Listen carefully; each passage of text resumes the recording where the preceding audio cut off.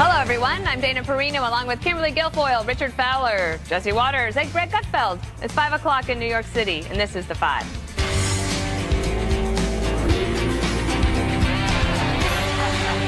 The long-awaited JFK files are out. In part, 2,800 never-before-seen records on the assassination of JFK were released by the National Archives, but hundreds remain classified. President Trump said he had no choice but to heed warnings from the CIA and FBI to keep some of the files secret for further review. Releasing them unredacted could pose irreversible harm to our national security. Here's some of what we learned from documents that were allowed to go public. In the aftermath of the assassination, the Soviets apparently worried they would be blamed for putting Lee Harvey Oswald up to the attack. More on that later. Also, the CIA once intercepted a phone call from Lee Harvey Oswald to the KGB's department in charge of sabotage and assassination before Oswald murdered the president. Another interesting item, a British newspaper received an anonymous phone call about, quote, big news in the U.S. 25 minutes before JFK was shot. So there actually was some big news in here, Kimberly. You know, it's interesting because this is, I found, to be one of the more fascinating topics. Did you ever think in our, lifetime that they would reopen these files? And it's the question that I'm getting from everyone is, what are we going to find out? Are some things going to be held back? And I said, well, I think we're going to find out what they feel comfortable with us, knowing in terms of what transpired here. And I think it's an important moment in American political history and just in transparency for our government also, because we're a lot of times we'll say to other governments, what you guys are doing, you're not being transparent, you're not being open. I think this shows that actually we trust the American people to know this information, even though this dealt with one of our top secret intelligence, agencies. And to me, that's like kind of the most compelling aspect. I don't know that I necessarily found something in this that was earth-shattering or altered kind of my fact pattern or the chronology as a prosecutor of what I thought went down. But in that very sense, I think it's helpful because people were thinking there was a big conspiracy behind this and wondering what was going on and if our government was keeping secrets from us. You can't get away from the Russians, Greg. The Russians, they keep coming up. They're in every everywhere. In this show. You know what I love about the Russians? They have a department in charge of sabotage and assassination. They play the villain to a T. They'll put the sign up there and say, just go to the Department of Assassination and Sabotage. We have the cloaks over there, and the daggers are in the locker. Terrible. By the way, speaking of assassins, some of the best stuff here are the plots to kill Castro. This is the United States now. Contaminated skin diving suit, dusted with a deadly fungus inside.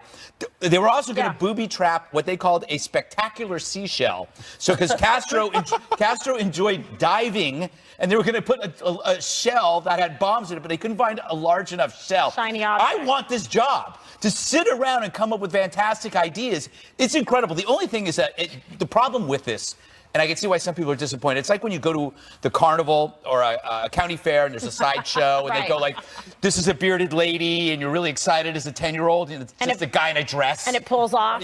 Or they say they always say like it's a monster rabbit, but it's like a goat with rabbit ears. And it's like, so I felt like we got led on a little bit. But my last point, Rachel Maddow just hammered Trump over this last night, saying how they couldn't get it right. She's been carnival barking for 9 months over Russian collusion with Trump, and there's more meat on a cricket than that story. So it's like she's essentially going after President Trump for what she's been doing every night from 9 to 10. We're not clarifying a 60-year-old conspiracy theory. That's that's exactly what happens every night.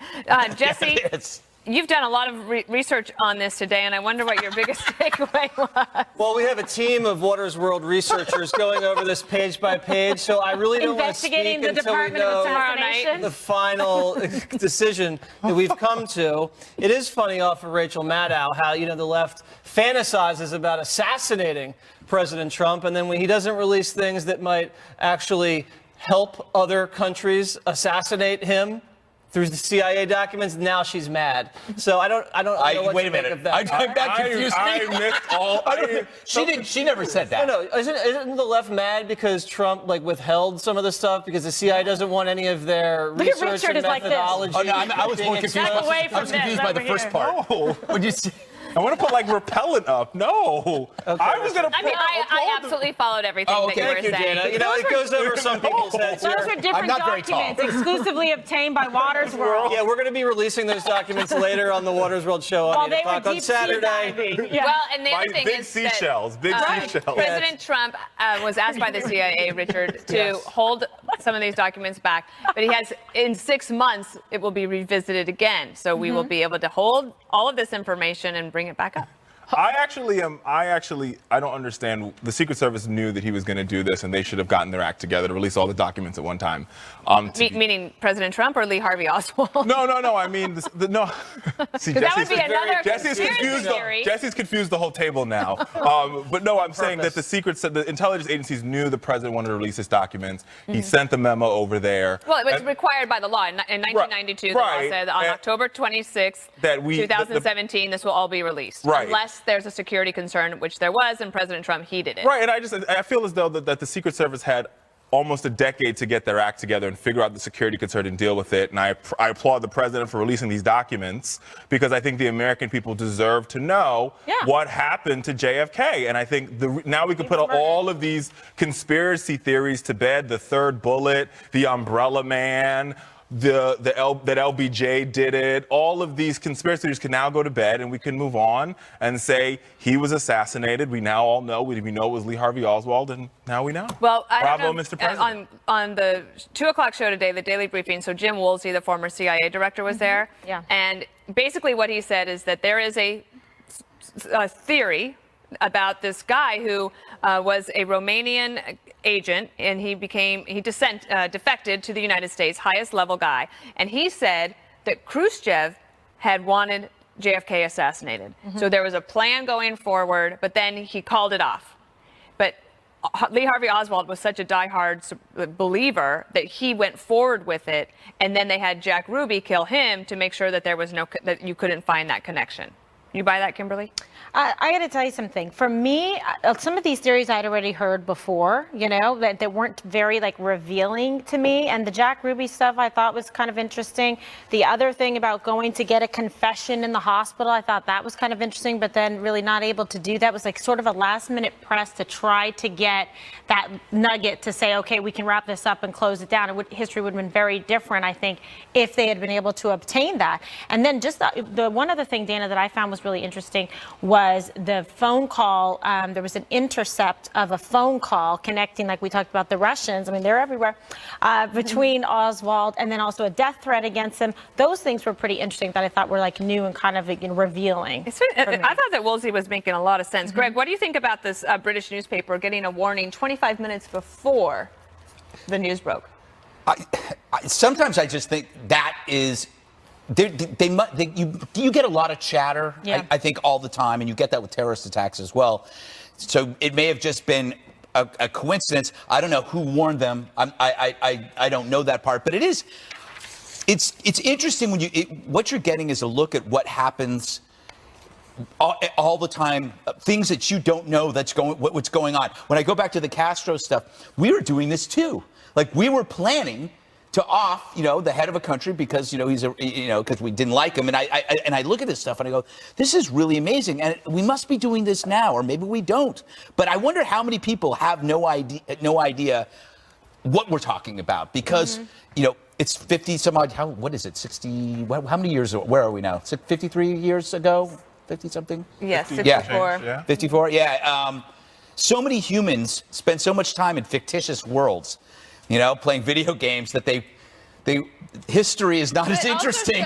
It does also show you how the intelligence community basically is looking through thousands of haystacks, and the chances of finding the needle are pretty slim. Mm-hmm. Well, I mean, I do think there is a Russian thread here, and the bombshell is... Pull the thread. Ready?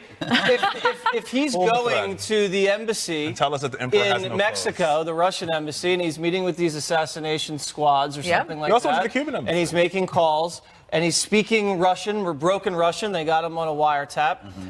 how is it not a conspiracy? And then you look at Hoover, the FBI director, making sure the public doesn't think it's a conspiracy because he wants to what? Make sure that there's not World War III? Because if everybody starts thinking the Russians were involved in a plot to assassinate the president of the United States, they're going to want to go to war. Well, and that might be why the national security community is still concerned about the release of all these documents. So true. That's all we got. The other thing to add to it is that the Warren Commission, which LBJ put on because people thought that he had done it, and they didn't even have any of these documents when they started their investigation. So it says that there was tension between the FBI and the CIA. So some things never change. All right, ahead. What does he know? The FBI informant cleared to tell all on the Uranium One deal allegedly has proof the Clintons engaged in quid pro quo with, guess who?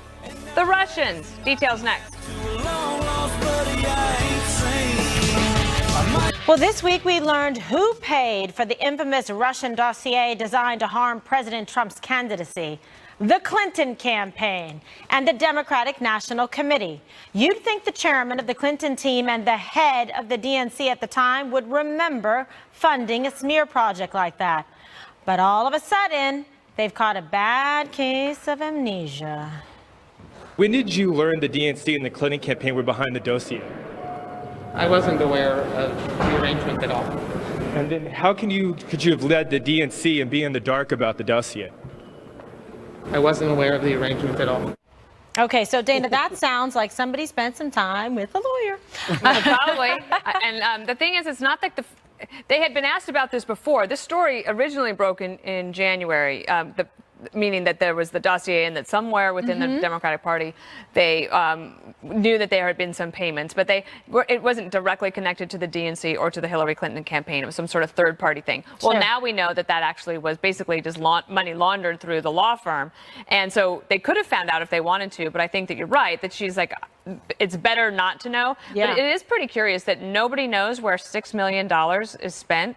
I mean, they had that much money on the Hillary Clinton campaign that it didn't matter to them, like where this money was going. And they wanted to run the country. The other thing is that Fusion GPS, one of the reasons they pled the fifth is that they don't want to turn over their banking records. And Kim Strassel of the Wall Street Journal has a column about this today. She's been following it very closely. And I would take a look at that in particular because you have the bank records issue from Fusion GPS. You have this denial now from different entities who the New York Times is frustrated because they feel that they were lied to when they were asked about it before.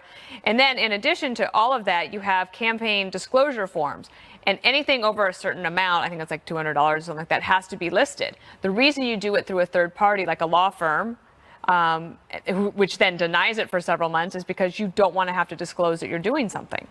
Yeah, well, okay, so Greg, the problem is this looks very bad for them because they said, oh, I don't know what you're talking about. I have no idea about that. And I understand they don't want to have like a statement that incriminates them or have any prior inconsistent statements. But it just seems like this was definitely, they were trying to pull the wool over the eyes of the media and the American people. It does look bad, only if you're looking at it. Right. Are you looking at it? Well, the media, here you have the possibility that the DNC colluded with Russia with the FBI's blessing. That's the other piece to this. That's smelly. Yes, the MSNBC crew, though, is still doing stories on how bots influenced the election. I think this might be a little bit more important, and I'm wondering, will the networks, other than Fox News, start embracing the facts? Will CNN look at this and admit that this banana is a banana and Hillary has slipped on it? Or maybe it's an apple, like the apple in the Garden of Eden, and the DNC took a big bad bite of that evil apple, because that could be an apple, or it could be banana. I don't know. Anyway, it's almost as if Hillary deserves a nickname, something about being crooked. Okay, well, I've got one for you. Fruit of the loom, all that talk. Okay, apples, bananas. I was referencing the CNN commercial about apples and bananas. Would you like me to go through it again? No, you did it yesterday. We have time. It's Friday. It worked out. All right, so Jesse, you must be particularly enthralled, feel vindicated, and unbelievably intelligent, because this is what you've been saying all along. That's a great question, Kimberly. The answer is yes, I do. You needed a confidence boost, thank goodness. Podesta and Debbie Wasserman, they're either incompetent or they're liars. I believe they're both. So Wasserman also had no idea her IT guy was crooked.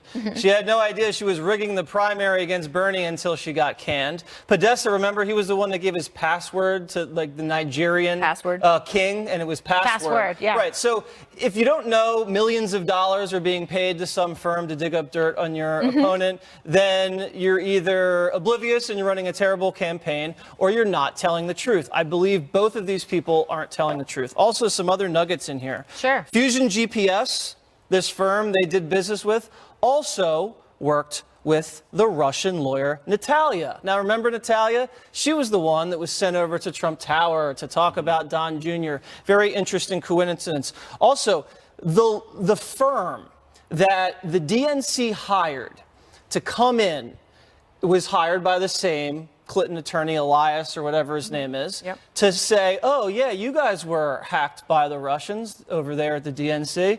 And then when the FBI said, can we look at the server to investigate? The firm said, no, we got this. No, it's fine. Take our word for it. And the FBI took the word for this firm. And why would they? Why would they? So the whole thing smells. And I'm just waiting for Richard to explain it away. Oh, no, I mean, I agree with Dana. I think we should take a look at Fusion GPS's bank records, because we'll also find Vanity Fair reported in September 2015 that Republicans hired Fusion GPS, and this initially, and the same individual, Mr. Steele, who created this dossier, these Never Trumpers hired him to do work and to sort of unravel what was No. Steele wasn't related to the Republican. They hired him to look at Trump's casinos and businesses. No, but they hired him to look at Mr. But not Steele. Not Steele. They hired him to look at him. They hired. You guys are correct. I was wrong. I spoke incorrectly. Next. I will admit my flaws when I make them. Right. So they hired Fusion GPS to look into Mr. Trump. Yeah. Right. And then they fired him right when they figured out that Trump was going to get the nomination. Yeah. Democrats, or this particular law firm, hired Mr. Steele, hired Fusion GPS. Then Mr. Steele was hired way after that, and he was also hired after the FBI had already opened up their probe into Russian. Are you channeling Juan Williams? No, it's getting out of control. But I want to. I don't want to get to the gag order, friends. So the FBI probe was already opened prior to this dossier being written. One point about Fusion GPS, which I find interesting, didn't they used to be Wall Street Journal reporters? Well, yes. I don't know about the second guy. Glenn Simpson was. I just find it, because it's like, I think they realize that being reporters for a population that doesn't pay for their articles isn't as interesting as targeting your talents, to a specific wealthy customer. They're essentially writing in-depth investigative reporting for people who will pay for it. So if I want to do a piece on Jesse Waters, I hire Fusion GPS. Right, I know. All right, as you know, that was just an analogy. Don't get any ideas. All right, tread water for a moment there, Jess.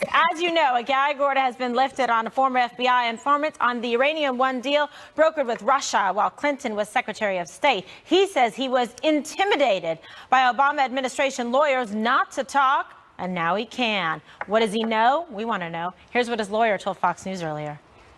He's got all the bribes, and those are recorded, and those are put into an indictment in 2014. We have on the record quid pro quo with the Clintons being paid, Bill Clinton being paid $500,000 by Russian people who were interested in the Uranium One deal going big, and we have the Clinton Foundation getting tens of millions of dollars from the same people involved in the deal. So you've got it right there, the quid pro quo. Now my client can put some meat on those bones and tell you what the Russians were saying during that time about how they were spending money.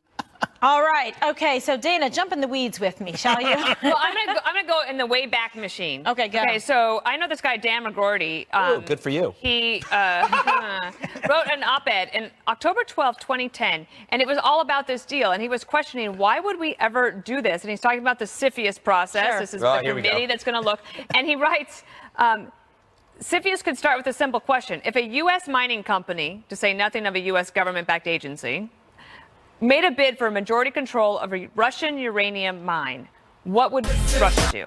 They would never allow it. No. And so I think questions about this go way back to why would we have done this in the first place? And they'll probably have to get answered. And now the smoking gun is the unmasked, so to speak, informant who's been given freedom. Do you have something quick? All I will say quickly is that there was 9 people on this committee. Hillary was one of those 9 people. So to say that this is all Hillary Clinton is absurd to me. No, I agree. No, people are making this argument, and I think it's absurd. She was one of 9 votes. There was 7 other cabinet secretaries and 2 White House officials. Moving on. Facebook Friday. Come on, everybody. Greg is like mouthing it to me. No, rap, move on. Facebook Friday. The liberal media hard at work this week to provide cover for Clinton. When all else fails, what do? Blame Fox News. Next.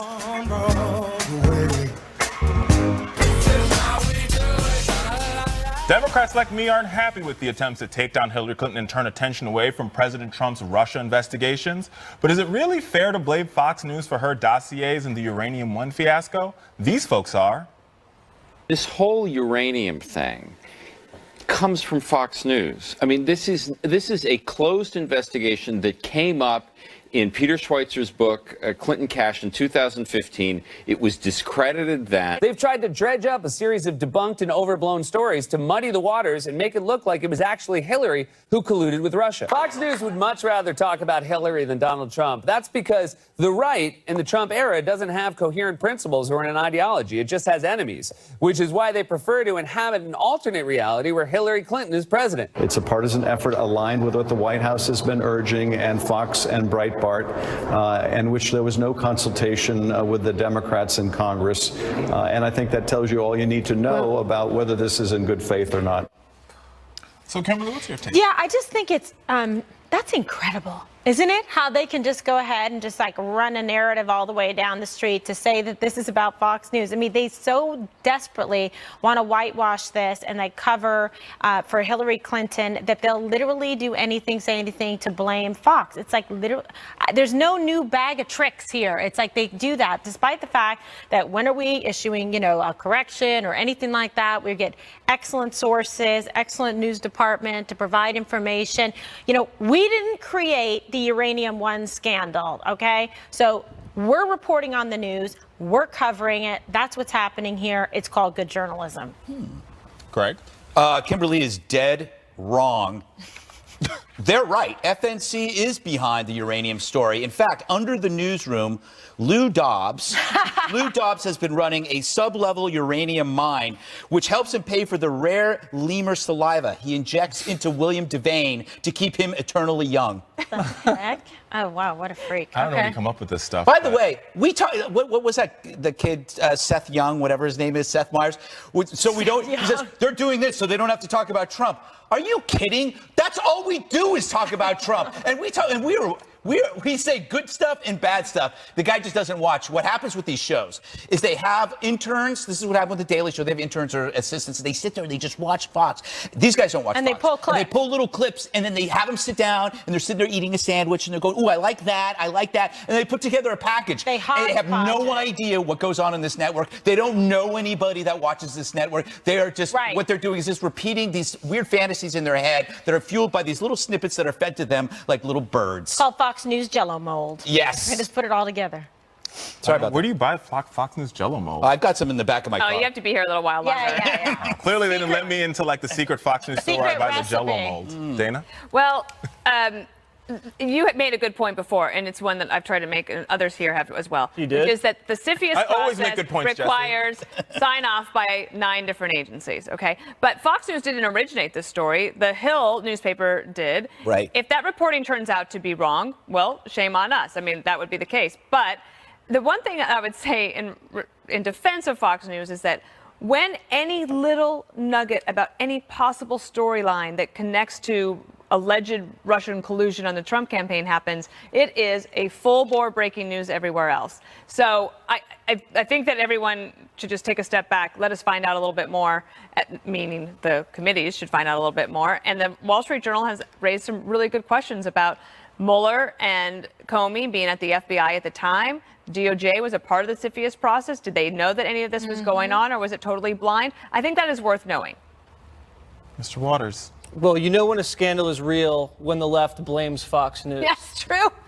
These are not just allegations. These are facts. Right. You said it correctly. This is based not only on Peter Schweizer's reporting, who's not a Fox News guy. This is based on Hill reporting, which was based on actual documentation, actual files, and actual filings. This didn't originate here. We're just covering it. So to say that this whole story has been discredited, like Toobin said, how has it been discredited? And if it has been discredited, explain why, Toobin. Explain how it's discredited, and maybe you could debunk it instead of just saying, oh, Fox News is doing it. They're saying, you know, that all we want to do is talk about Hillary. Well, Hillary won't go away. We don't necessarily, well, we like talking about Hillary, but since she's hanging around, we're going to talk about her. What else do we have to talk about? I mean, the president likes to talk about her, too. Well, how about reporting and covering the news? Like, we're covering this because it's important and significant and raises alarm and concern, and it should. But they want to make jokes about it, so, you know. I get it. Listen, my take on this is this. I just don't want another House or Senate investigation. There are too many of them, and they get us nowhere. So if people want to discuss this Uranium One thing, then let's get the best prosecutors, some of Kimberly's friends, to investigate it. So you're calling for a special prosecutor against Hillary Clinton? You heard it here Uranium? No, because you know what? I don't think they're going to find anything. They're going to say there was 7 cabinet secretaries and 2 White House officials, and there was no there. But let's not have another endless House or Senate investigation and get nowhere. Let's get some prosecutors. Let's look at it and let's move on. And we're going to move on from walls to Mohana. There's a lot of costumes causing controversy this Halloween. Jesse hit the streets to find out what people are thinking about the most offensive ones. We'll talk about that ahead. We'll be right back. Halloween's on Tuesday. As you know, the costume PC police are out in full force again this year. I asked some New Yorkers how they feel about the holiday hysteria. What costumes do you find offensive on Halloween? For example, like an Indian, or something. I don't know. Native American. Yeah, Native American. But I thought multiculturalism was a good thing. It is, but there's complex structures to it that add layers and make it more complicated than that. What the hell are you talking about? Do you know what she's talking about, Gutfeld? I think she means well, but the thing is, this whole kind of this costume is evil, this costume is good. It's a way to express moral superiority among your peer group. You have to be the first person. Virtue signaling. Yes. Now I don't use it anymore. I got that from you. Yes, but it's if you could be the first in line to condemn a costume, it's kind of like being the earliest member at church. It's you're in the front pew. That's what because identity politics is a religion. You have penances, you have indulgences, you have confessions. And there's weird rules. And there's a lot of weird, and everything it targets, whether it's football or whether it's Halloween or holidays, identity politics infects and then divides. And there are a lot of rules, as you say, and explain to me, Richard, as a white male in America, why can't I dress up Thank God you cleaned as that someone from another culture on Halloween? It's just it's the wrong thing to do. Tell me why. Because you offend people. How? Jesse, we have this segment is 3 minutes. I just want to know. After the show is over, we can have a glass of whiskey, and I will tell you why it's whiskey. The wrong what kind of whiskey though? Better not be Irish. Bourbon. Okay, as long as. But I will just. Would you like to take a stab at it? No, I will just give you a list of costumes that you shouldn't wear. How about that? Go for it. No blackface. Obviously, Richard. Good. I'm glad we're there. Right? What do you think this is? No indigenous people outfit. No mimicking of indigenous people. So you can't dress up as a Native American. Correct. No indigenous people. That would be the same thing. Could a Native American dress up as me? No. I would like to see that. Why? No. I wouldn't. I think that would. It would be a boring costume. So is that culturally appropriating me? I actually think that would be. I think that'd be offensive. Honestly. Who you think I would be offended if a Native American dressed up as Jesse Waters on Fox News for Halloween? I think you would actually get You're taking offense for me. I think because you're sort of sick and twisted like that, you would get off on it. Kimberly, But I think it would be. Kimberly, what are you being for Halloween? Just so you know, there's not a lot of demand for that costume. No, for sure. There has to be a Jesse Waters They're costume. flying off the shelves, collar up, There and a you microphone. go. What am I dressing up as? Well, Jessica Rabbit. Oh, Rabbits don't That get is not offended. offensive. Is that bad? Is that Richard? Like What red do hair you think? I'm not like. Why am I? PETA might not Are like that. rabbits Like, offended? am I supposed to be like the PC police here? I'm just saying, just Yes, don't Richard. do blackface. I think the best costumes are the ones that, well, as I always understood, the ones that make you go, oh my gosh, I can't believe they Yeah. actually did that. They're Like supposed what? to be a little shocking. Well, like whatever it is that's offending people. Like That was Colin kind of the Kaepernick. point. Are you going to Gutfeld, be something in if the parade? Gutfeld was Colin Kaepernick, threw an afro on, Don't threw pull his me. jersey Do on, not pull me and into your kneeled weird for little his world. candy. No. I'm going as Tucker Melt. Carlson. I'm going. So what I do is I ring the doorbell. Or I ring the Tucker. doorbell and I go. Then they take a wide shot. Okay, no, now you're on. And then You're it's on. like, then I just go. No, you're on. Then I just stare at him like this. And then for about a minute, and then I go, Like, looking thanks for coming on the confused. show. Thanks for coming on the show. Yeah, do the got it. alien astonishment face. All right, Yeah, it's- next, Facebook Friday. Thank Don't go away. goodness. Yes. Is that your Facebook mom? Friday. Your question. Is that your phone? That was Richard's. All right. It was not. It was First question. Fake news. Oh my, This that is fake news. Halloween America. edition, you silly people. This is from Marie H. Go to with you, Kimberly. For October, what's your favorite horror movie and why? No, it says or show, and you didn't read the rest of it. Fine, it's no problem. So here's the Yes. issue for you.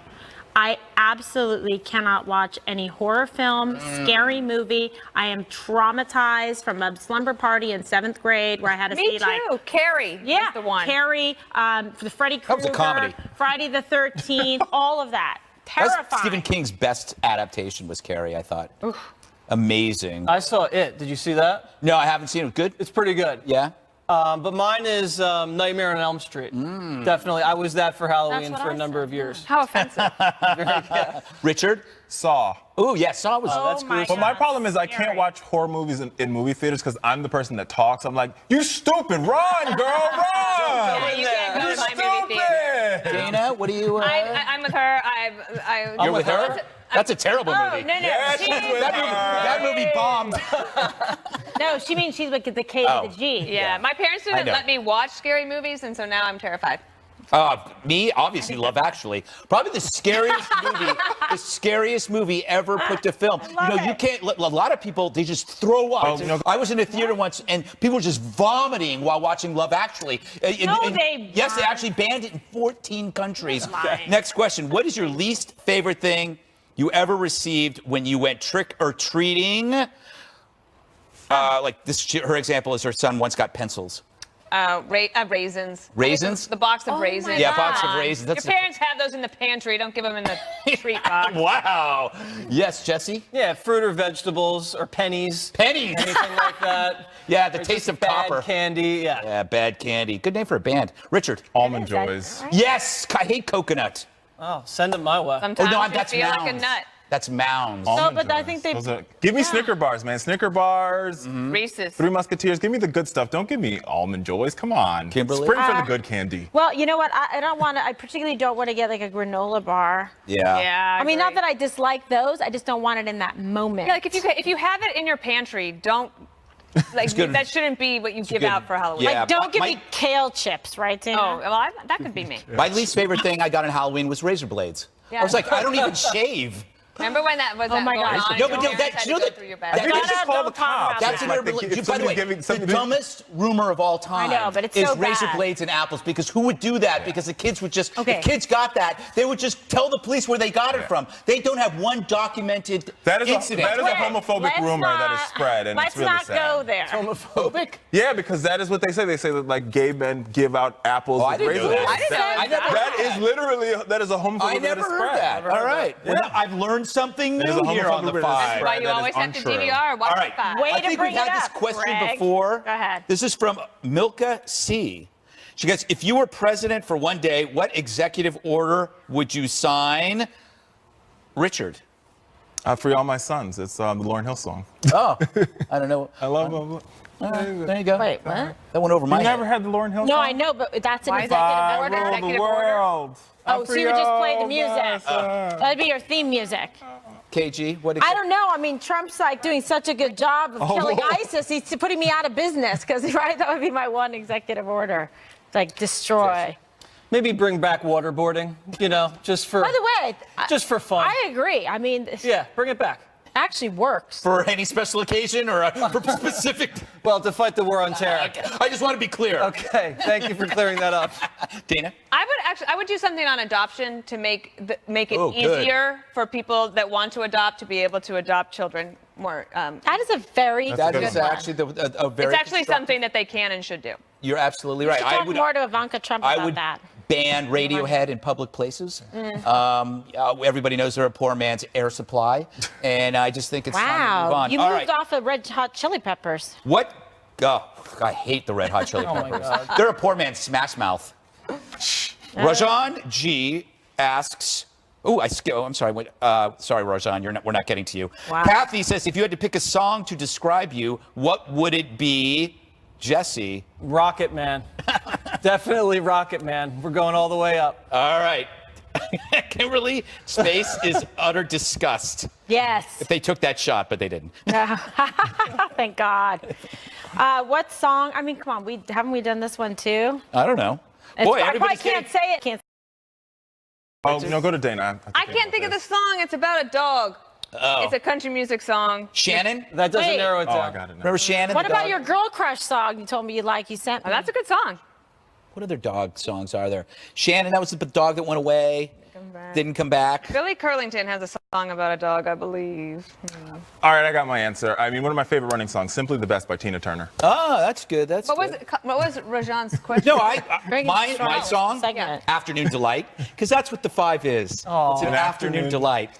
Oh, wow. That was really good. Starland Vocal Band. No? No. You people are young. All right. Or I'm old. The poor man's Beatles. They're Poor man's Beatles. They're rapping you. You did such a good One job. more thing is up next. Sweating it. It's time now for one more thing. Okay, workers at the Utgarvik Airport in Alaska were in for a big surprise on Monday. Check this out. This will irritate you, Greg. A 450-pound bearded seal was plopped down in the middle of the runway, so nobody could leave. And they waited for the seal to move. They basically... the pilot said we have low ceilings. To try to make people realize that they got to wait for a second. Scott Babcock captured the moment on camera and said it was very strange to see the seal. I've seen a lot of things on a runway, but never a seal. But you never know what you're going to get in Alaska. Oh, okay. KG. All right, fantastic. So today I had the privilege of being at the Synergy Global Forum where I'm MC and hostess with the mostest and conducting the Q&A. That's me walking out. Jesse, you'd been jealous, had some smoke.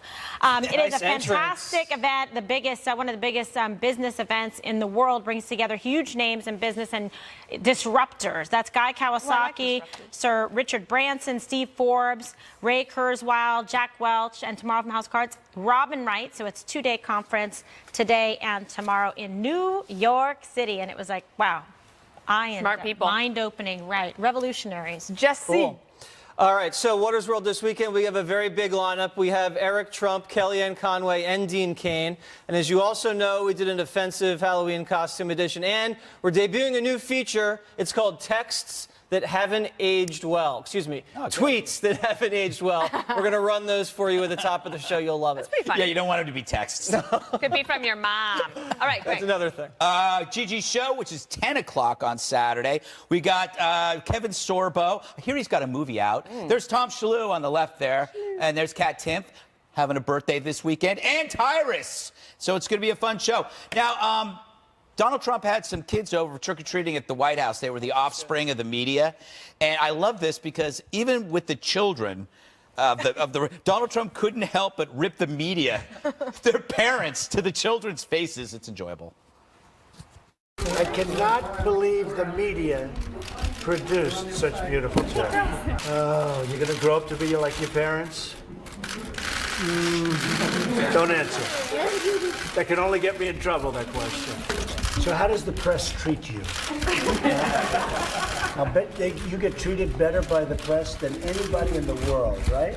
You did a good job. Thank you. You did a good job. Here you did a good job. That's awesome. By the way, if you noticed, there was my favorite costume of all time in the back there. A unicorn. There she is. It's a unicorn. My God, look at how cute. Don't you think that's so funny? I think that's a fun little event. It's white. President Trump is the most entertaining politician I think we've ever had. That was hilarious. Real. Entertaining. Yeah. And today when we talked about one of the things that one of the guys had said was that Donald Trump was one of the biggest disruptors that we've seen in the past, and that that kind of volatility brings about change and can be good. I'm a disruptor. Every day, which is why it works here. That's why I go to the doctor. Amen, the producer's saying in the ear. All right, Richard. Well, this past week was my mother's birthday. So happy birthday. Happy birthday to my There mom. she There's is. Mama Dukes, Pauline. It was her birthday. And so I thought that I would give some advice, and my mom's a single mother, so I thought I would give advice to single mothers. So Fowler's advice for single mothers, especially those raising boys. Okay. This is going to be a tough one. It took me a long time to write this. So first, I want to tell you that it is okay. You are doing way, way, way better than you think you are. And I want to say to you that they're listening. We are listening. It might not seem like it because we're distracted with the cell phone, the Xbox, the PlayStation, the TV, but we hear you. And we are listening. So single mother moms out there, we are listening, and you're doing way better than you think. Toughest job in America. And I tried to do this without looking at KG. Thank you, Richard. If I looked at KG, I think I might have cried. So. Oh. She makes me cry every day. Hey, I remember the name of that song. What's the name of the song? The song that from Facebook Friday. It's Like My Dog by Billy Curlington. Oh, it's there you about go. how the dog doesn't ask him where he's been or like to do the dishes or anything. The dog just loves him because he's who he is. Yeah, but a dog doesn't expect anything of you, so you could end up being just a horrible person. That's, you know, you dogs can't, have very low you expectations. can't be a horrible person around a dog. I mean, unless you're abusing the dog, and that's obviously very inappropriate. I wasn't going there, Dana. Oh, what were you going? I was just talking about how terrible a person you are around Jasper. I am a pretty bad person. An awful person, because Jasper just lets you do whatever you want. We'll continue that discussion next week. Set your DVRs, never miss an episode of The Five. Special report is up next. Jasper could not be treated.